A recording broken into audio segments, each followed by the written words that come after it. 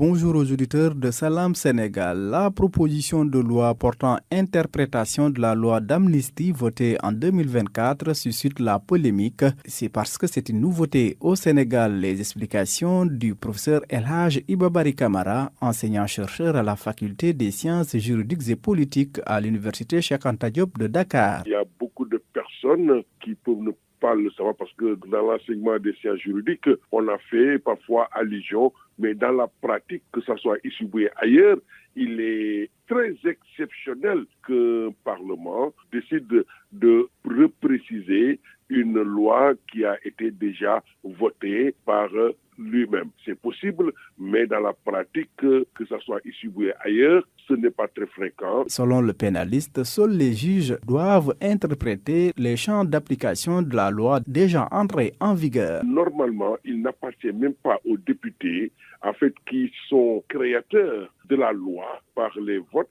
des textes de loi, mais en principe, ils n'ont pas le pouvoir actuellement, donc de pouvoir procéder à l'interprétation. Le devoir ou alors la compétence pour interpréter, le pouvoir d'interprétation, en réalité, dans la pratique, ça appartient au juge. Seul le juge peut dire une loi qui a été votée entrée en vigueur, comment elle doit être appliquée. Vous comprendrez aisément l'émoi qu'a suscité cette volonté-là pour l'Assemblée nationale de vouloir revenir et préciser le sens de cette loi portant amnistie qui a été votée et promulguée depuis 2024. L'auteur de la proposition de la loi interprétative de la loi d'amnistie, le député Amadou Ba de PASTEF, explique que cette loi va délimiter le champ d'application de la loi d'amnistie pour y exclure les infractions criminelles ou correctionnelles. Le professeur El Hadj Ibabari Kamara évoque les conséquences de l'interprétation de la loi d'amnistie. Et nous savons qu'en droit pénal,